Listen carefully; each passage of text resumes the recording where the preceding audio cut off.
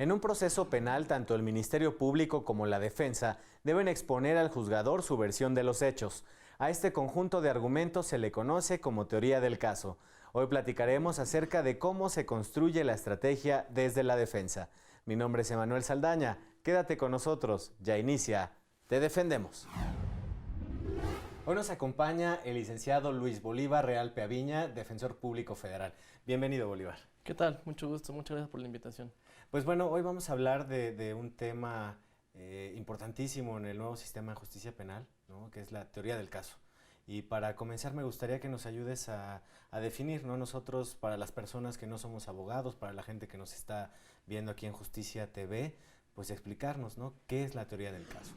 Bueno, como tú bien lo indicas, la teoría del caso es un tema muy importante en este sistema penal acusatorio. La teoría del caso es una herramienta metodológica. ¿Qué es esto de una herramienta metodológica? No es una figura procesal que encontremos en el código, tampoco es una figura en la dogmática penal, es una herramienta para nosotros como defensores públicos federales que nos va a ayudar a resolver nuestros casos de una forma más eficaz. Vamos a encontrar debilidades en el Ministerio Público y vamos a encontrar fortalezas propiamente de nuestros defendidos para poder representarlos de una mejor manera. Esta teoría del caso se compone en tres vertientes: una teoría fáctica, una teoría jurídica y una teoría probatoria. Antes de que nos expliques cada uno de estos componentes, cuando les es asignado a ustedes un caso, ¿no? Un asunto como defensores públicos federales, ¿qué es lo primero que hacen para comenzar a construir esta serie de argumentos, ¿no? Para construir esta teoría del caso? Bueno, lo primero que tenemos que hacer evidentemente es una lectura exhaustiva de la carpeta de investigación. A raíz de esta lectura de la carpeta de investigación, nosotros vamos a ir construyendo nuestra teoría del caso. Esta herramienta metodológica es empezar a pensar cómo vamos a defender a nuestros representados, a nuestros patrocinados de la mejor manera. Y esta herramienta, que se llama teoría del caso, nos indica en tres facetas: teoría fáctica, teoría jurídica y teoría probatoria, cómo va a ser la mejor forma de poder defender los intereses de nuestros representados. ¿Este procedimiento se hace por escrito? ¿Cómo empiezan a construirlo? Bueno, no hay una definición exacta de cómo se debe de hacer. En realidad, en mi caso lo comento particularmente, en una hoja en blanco empiezo a subdividir la teoría fáctica en una línea, la teoría jurídica en otra y la teoría probatoria. Con base en lo que nosotros leemos de la carpeta de investigación, vamos vaciando poco a poco la información en cada uno de los rubros. Una vez que se llenan estos tres rubros, nosotros ya tenemos una visión más completa de las fortalezas y debilidades en el caso. Aprovechando esta herramienta metodológica, nosotros vamos a argumentar y a defender ya en una audiencia de juicio oral, a enfatizar más que nada estas fortalezas y en todo caso las debilidades contrarrestarlas con algún tipo de argumentación. Ahora sí, explícanos qué es la teoría fáctica. Bueno, la teoría fáctica es el primer paso que nosotros tenemos para ir construyendo esta teoría del caso. Es un conjunto en estos tres pilares. La teoría fáctica es el primer pilar. En este primer pilar nosotros tenemos que construir una versión de lo que aconteció realmente en el caso concreto. Muchas veces la Fiscalía nos narra una serie de acontecimientos que muchas veces pues, no son ciertos o están variados de alguna forma. Nosotros tenemos primeramente que leer la carpeta de investigación, escuchar a nuestro representado y en la mayoría de las veces nuestro representado nos va a indicar que los hechos no acontecieron como lo están indicando propiamente la Fiscalía o los policías de investigación o aprensores. Entonces escuchamos a nuestro representado, leemos la carpeta de investigación y contrapuntamos cuáles son las diferencias que existen. Entonces tenemos una versión distinta de lo que leemos en el expediente y eso es una teoría fáctica. La versión alterna que va a ser contrapuesta contra lo que estamos escuchando por parte de la Fiscalía. Aquí me gustaría preguntarte algo que seguramente todos nos preguntamos. Este primer contacto, esta primera entrevista que tienen ustedes los defensores con el imputado, ¿no? ¿Cuáles son las dificultades que ustedes enfrentan? Porque pues al final está de por medio la libertad de una persona. Claro, bueno, son bastantes dificultades las que uno puede encontrar, sobre todo en audiencias en donde la persona se encuentra detenida. Ajá, entonces, muchas veces el detenido llega y nos citan audiencia, a lo mejor media hora antes nosotros nos enteramos que la audiencia va a comenzar. Tenemos pocos minutos para poder entablar una comunicación con nuestro representado y muchas veces por propios protocolos de seguridad, pues estas personas detenidas están siendo resguardadas por policías.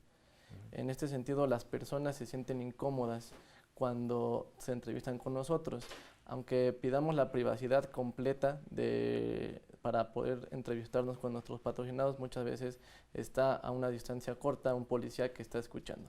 Esto incomoda mucho a nuestros representados para poder escuchar realmente lo que aconteció, realmente lo que pasó, y me parece que esto es algo que tenemos que ir superando poco a poco. Sí es importante que tengamos un espacio en donde nosotros como defensores aisladamente en su totalidad podamos conversar con nuestros representados.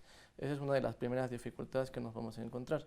Una segunda dificultad con la que nos vamos a encontrar es que nuestros patrocinados propiamente temen de contarnos realmente lo que pasó, claro. Y esto por los abusos de autoridad que muchas veces encontramos, por las amenazas que a lo mejor sufrieron en una etapa que fueron detenidos previamente y a lo mejor hasta golpeados o torturados. En este sentido también nos enfrentamos a esta dificultad de que temen al decir realmente lo que pasó y no son libres de poder contarnos lo que aconteció realmente, y eso dificulta una teoría del caso y una teoría fáctica sobre todo. Antes de irnos al primer corte, me gustaría que nos dijeras si es difícil ganarse la confianza del detenido para que precisamente diga la verdad ante ustedes. Es un tanto complicado, tienes que ser empático sobre todo, tienes que brindarle la confianza para que él sepa que está en buenas manos y que su libertad está en manos de un profesional que lo va a apoyar, que está para ayudarlo, y definitivamente el Instituto de Defensoría Pública Federal pues es una institución noble que busca ayudar a las personas y representarlos de la mejor forma posible. Muy bien, Bolívar, pues ahora sí, nos vamos a un primer corte, es muy breve, regresamos. Pues. Vamos, no le cambies.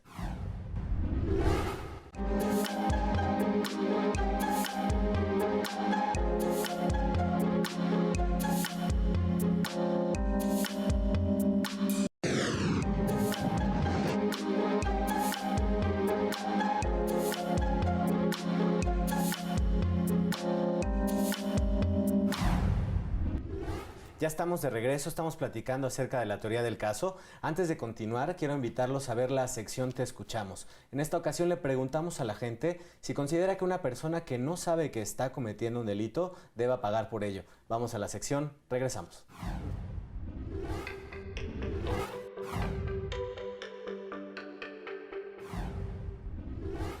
Bueno, la ley es muy clara en ese sentido. Nadie está eximido de conocer o desconocer la ley. Entonces, creo que es justo conforme a lo que establece la ley.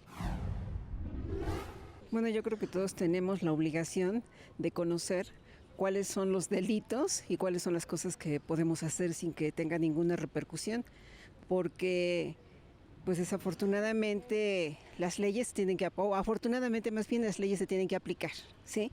Entonces sí es importante que todos conozcamos cuáles son pues los delitos. Sí, de hecho sí, el desconocimiento de la ley no te exime de la misma, entonces creo que sí deben ser juzgados. Creo que en el conocimiento de la ley es algo muy ambiguo, debería la Suprema Corte de Justicia y todos los organismos e instituciones en hacer del conocimiento público en general, no nada más a través del Diario Oficial de la Federación y estos mecanismos de información.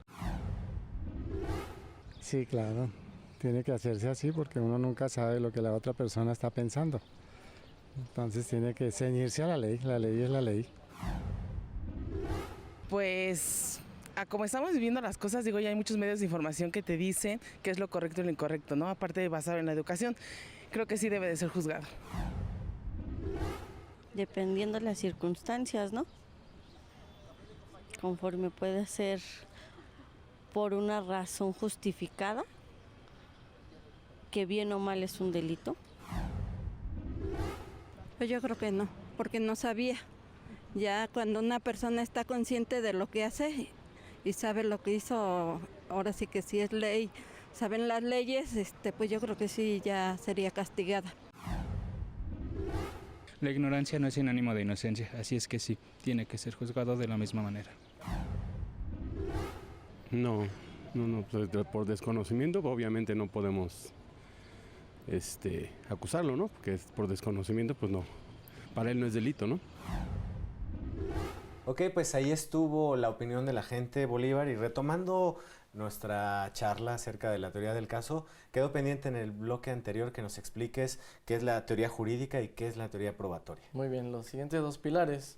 La teoría jurídica consiste en que una vez que ya tenemos nuestra versión dada por el imputado y nuestra versión de los hechos que pudieron acontecer distintos a los que establece la Fiscalía, tenemos que encuadrarlos en un marco jurídico.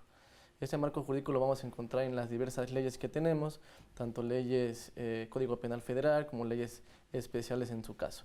Tenemos que sustentar esta versión, esta teoría fáctica, en argumentación jurídica y propiamente en artículos de las diversas legislaciones que tenemos.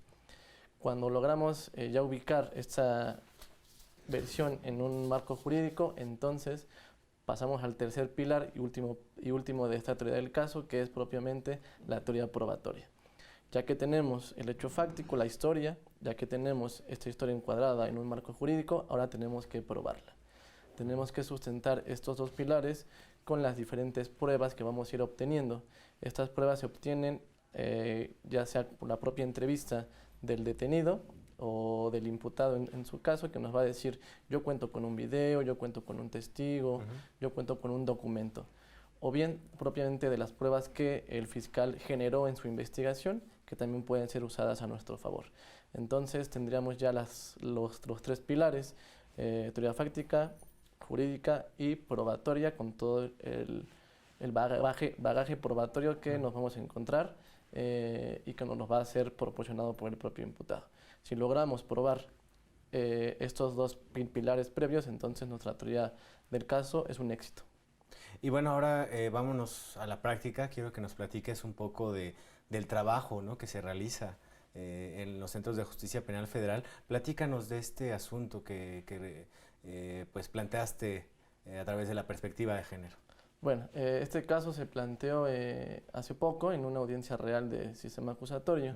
La Fiscalía imputaba a dos pequeñas de 20 años haber presentado un cheque cada una de ellas en una institución financiera, en este caso Banamex, y les imputó que este cheque era falso, era apócrifo. Y esto es un delito considerado en el artículo 246, fracción octava del Código Penal Federal, que al que use un documento que es falso, pues se le impondrá una pena de 4 años de prisión hasta 8 años de prisión. A estas dos chiquillas les imputaban haber presentado este cheque falso y bueno, las detuvieron, estuvieron detenidas y posteriormente yo las represento ya en una audiencia inicial. En esta comunicación privada que tengo con ellas, pues me cuentan la historia de cómo es que esos cheques llegan a sus manos. Y resulta que llegan a sus manos porque ellas, bueno, una de ellas sube una foto de perfil a una aplicación. Esta aplicación, al parecer, era de las denominadas citas. Entonces, concertaban citas. Ella manifestó que subió su perfil, que concertó una cita con un chico que tenía un perfil diverso y que concertaron que a cambio de compañía pues ella iba a tener ciertos ingresos. Claro. Se concertaron diversas citas, el chico evidentemente pues nunca le pagó, a base de engaños, diciendo que era empresario, diciendo que tenía viajes de negocios a todas partes del mundo, que tenía ingresos muy fuertes, pues abusaba propiamente de ella, que además tenía una inexpertise, 20 años. Entonces la chica acudía a las citas con esta persona y posteriormente, después de varias citas, pues él le entrega un cheque por una cantidad bastante grande, 750,000 pesos, a cambio de las citas que había tenido. Este cheque resultó ser falso y la chica presenta este cheque y es detenida por un supuesto delito de presentación o uso de documento falso. La defensa consistió en, primero, teoría fáctica, escuchar la versión de ella. Escuchamos cómo es que ella obtiene estos cheques. Desde ese momento yo me percato que puede haber una perspectiva de género. Desde ese momento me percato que a lo mejor hay una especie de engaño por parte de esta persona, un abuso hacia esta pequeña. Construyo mi teoría fáctica, que en realidad es la versión de ella propiamente. Construyo mi teoría jurídica. Mi teoría jurídica consistía en que el artículo 246, fracción octava, requiere como un elemento que la persona que utiliza el cheque sepa que es falso. Si no se sabe que es falso, evidentemente ya no puede responder por ese delito. Y finalmente, la teoría probatoria, cómo provee que este cheque llega a sus manos por medio de engaños y demás. Bueno, con los teléfonos celulares de las conversaciones que tuvo ella con esta persona, se incorporó también la testimonial de su mamá, se incorporaron varias documentales consistentes en varios documentos que él le entregaba que también resultaron apócrifos. Con estos documentos y con este material probatorio pudimos hacerle ver a la juez que ella no tenía este conocimiento de que el documento cheque fuese falso, y al final la juez, también atendiendo a una perspectiva de género, determinó que no había elementos para poder sostener que ella tenía conocimiento de que el documento fuese falso, y dictó un auto de no vinculación a proceso en contra de esta chica y una amiga, que prácticamente fue el mismo tema. Entonces se logró la libertad de estas mujeres. Así es, en este caso se logró la libertad de las dos pequeñas, con el auto de no vinculación a proceso, quedaron en inmediata libertad. Posteriormente la fiscalía se inconformó, presentó el recurso de apelación. Sin embargo, el Tribunal de Alzada de Apelación confirmó el auto de no vinculación a proceso.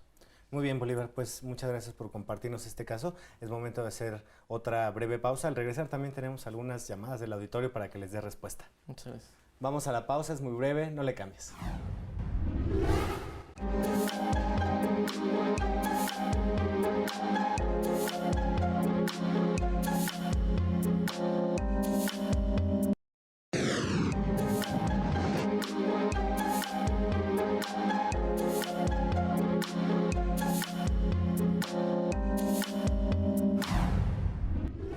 Ya estamos de regreso, ya tenemos algunas llamadas del auditorio en la sección Te Respondemos. Vamos con la primera llamada. Es de un joven que nos pregunta si la teoría del caso es aplicable en todos los asuntos. Sí, la teoría del caso es aplicable en todos los asuntos. Tenemos que construir esta teoría del caso, como ya lo mencionamos en sus tres pilares, y se debe de hacer forzosamente en todos los casos. ¿En todas las materias? ¿O solo en lo que tiene que ver con la defensa penal? Únicamente en la defensa penal, la materia, en este caso el derecho penal, nos da oportunidad de ejecutar esta forma de mecanismo de herramienta para poder defender atinadamente a los representados. Correcto, ahí está la respuesta. Vamos con una pregunta más. Nos pregunta una joven si es posible que falle una teoría del caso. Propiamente no es que falle una teoría del caso, simplemente es que no nos alcanzó para probar lo que nosotros postulamos o lo que sería la versión alternativa. No lo consideraría como un fracaso, simplemente que no alcanzó para probar nuestra versión. Hasta ese momento tendremos otras oportunidades, llámese etapa de juicio, para poder probar al 100% esta teoría del caso. Vamos con una llamada más. Es de una mujer que nos pregunta si los jueces toman en cuenta esta teoría del caso que ustedes como defensores construyen. Sí, los jueces están obligados a visualizar ambas posturas. Los jueces como juzgadores tienen que escuchar ambas partes en este ejercicio de contradicción, tienen que escuchar las dos posturas y tienen que decantarse por las que ellos crean que les causa mejor convicción. En este sentido, los juzgadores sí están obligados a escuchar nuestra teoría del caso y en este sentido decantarse por la que crean que estuvo probada.